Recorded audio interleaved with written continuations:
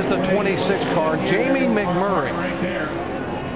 His third career win. What a day for McMurray, the crew, and crew chief Donnie Wingo. Let's go down there. And Donnie getting a lot of congratulations from all his competitors. Just like you planned it, right? Yeah, kind of. You know, it worked. The race kind of played out like we wanted it to. We kind of fell back there at the beginning because it just seems like we can go to the front here. And the last time we got caught up 7 laps in, and today we decided to start at the back and just work our way up toward the end. And there at the end, got to the front when we needed to, and he was able to hold them off. But, man, that was the longest 5 laps I've ever spent, I believe, down here at the end. It was getting close on fuel. Just got to thank all those guys back at the shop. It's a brand-new car we brought down here. So, I mean, it's a good job on those guys' part, just everybody on this team. You know, Irwin Industrial Tools, everybody involved. Just appreciate everybody. Everybody holds their cards so tight, Donnie. Did you know the car was this good? Yeah, I mean, we felt like the car was pretty good in practice. You know, we kind of stayed out of everything in practice because you know how it is here. You know, you got what you got when you get here. And like I say, we built a new car here, and those guys did a good job on it, and here we are. What they had was pretty darn good, guys. It is all about a game of inches here at Taladega. So much speed, so many cars just inches apart. And there's the winner, Jamie McMurray. 17th race that we've had a lead change on the white on the last lap for the win. Now watch Jimmy Johnson there, bottom of your screen, right in front of this crash.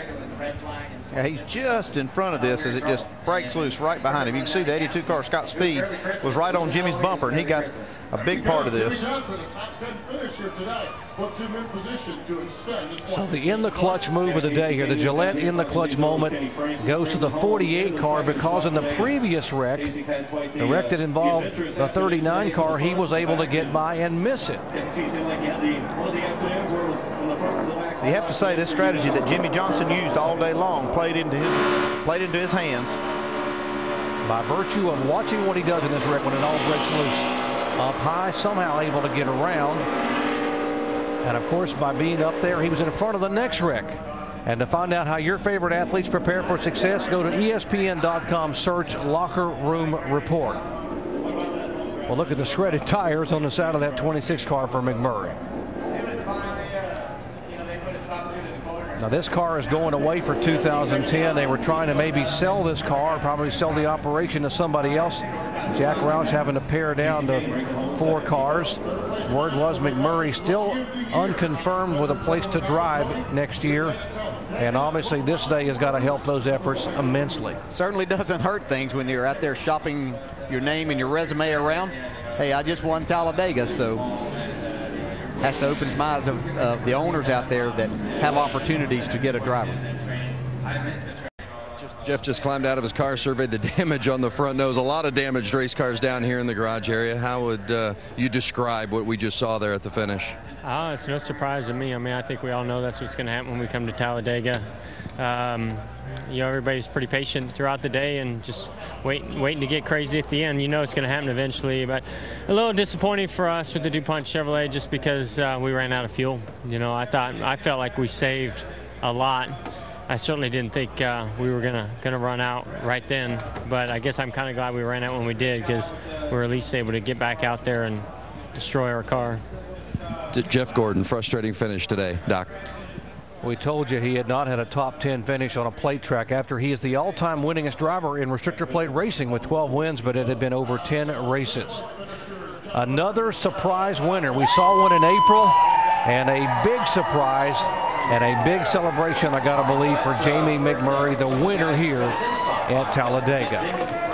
While he was sitting in the car, Jamie McMurray said, man, I cannot wait to get out of this car. You also said you couldn't wait to do a burnout, but before that, you had to make it back to that finish line. What was that last lap like for you, knowing that you were so short on fuel? Well, I saw the guys wreck behind me, and I didn't know if you had to take the white in order for I wasn't real sure what the rules were, and the 9 went to the outside because he saw the same issue, but I just moved up and kind of tried to block him, and then as soon as I crossed the start-finish line, I shut the engine off and pushed the clutch in and coasted around as far as I could. So what an exciting day. We had a lot of fans out here today, certainly thanks to them. Irwin Tools, this is my 2 Irwin races are cup races I won with Roush. Had them with the Irwin Marathon car, and it's unfortunate for Crown Royal because they've been such a great sponsor, but certainly thanks to everyone at Irwin and Crown Royal, Coca-Cola, Kraft. It's been a long time since I've won, and I will assure every fan out there that I appreciate this as much as anybody. So thanks to all my fans that have stuck with me. and I just can't believe it's here again. Jamie, we're very happy for you. Obviously a finish that you wanted. Let's talk about the racing, though. Somewhat different of a race that we saw at Taladega today. NASCAR said no bump drafting in the corners. What were your thoughts on today's race? Well, the bump drafting, it happens at the end anyway, but it's good that the guys are able to get off of you. When you're the guy that's actually doing the bump drafting, you don't want to get off because the cars have so much grip and the track has so much grip that, dude, thank you so much. Greg Biffle, teammate. Thank you very much, Biff. That you don't really have to get off of them, so it's a little bit different than Daytona. And then I couldn't believe the single file that we had. And when I was leading that deal at the end, I knew that there'd be an inside road that would come up and challenge us. But very exciting for me there. What a great shot in the arm for Jamie McMurray, guys. All right, so Jimmy Johnson has gotten through Taladega in great fashion. Your points lead is now 187. You okay with that? I am good with that. That is a good number.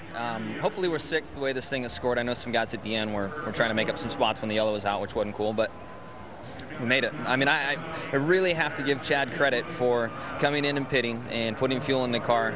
And that's what set us up for this great finish and to be far enough ahead on the racetrack that I wasn't caught up in that big wreck. Can you believe that? Again? No, I can't. And I mean, I was really, really concerned under the red flag for Newman's crash and was like, what do I do? How do I get to the front? And Chad said, man, these guys might run out of gas. And I didn't want to believe too much in that because, you know, we're 25th and I don't want to hope for something that's not going to take place. But I started running out of gas and there's another car and then a 24 and then the 5 hits pit road and I'm like, man, this isn't Halloween, this is an early Christmas present. So we got through here well. Did not expect that. With a green-white checkered restart, I thought we were in the 20s at best, and we came home with the top 10. The magic of the 48 in the chase continues. Jimmy Johnson comes home with the top 10. Jamie? And we saw Mark Martin flipping down the front straight there. He has been checked out and released. Mark, are you okay? Yeah, I'm fine. What happened? What did you see? Nothing. Sky and all kinds of things. Was it typical Talladega race? Well, it's just a wreck. I hope everybody enjoyed the show there. I don't know what it looked like. It looked pretty exciting from my viewpoint there, but you know, I have no idea. I don't know what. I don't have a clue. Don't know what happened out there. So I don't know. Congratulations to Jamie McMurray. And that's about all I know about the whole race. I'll find out later, I guess. I don't know what happened.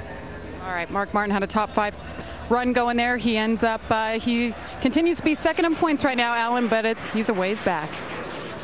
Because of the accident in the green-white checkered, NASCAR has to go back and double-check the scoring. So the unofficial points, based off the unofficial finishing order, Jimmy Johnson leads Mark Martin by 187. Jeff Gordon, 204. Pablo Montoya, 245. Tony Stewart, 279. Let's see. Those guys finished. Johnson 6th. Martin 29th. Gordon 24th. Montoya 21st. Stewart 35th. And this was after Jimmy Johnson rode around on the back all day. Amazing. I couldn't believe he rode around all day long, and it worked out for him. He skirted all the bullets, and it turned out great for Johnson and Jamie McMurray. Congratulations, McMurray.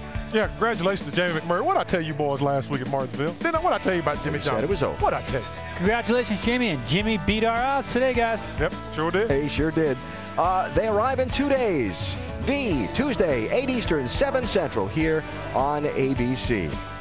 So Jamie McMurray celebrating in Talladega's victory lane. Jimmy Johnson survives the wild card race, expands his championship lead, and now it's on to Texas for the next race in the chase.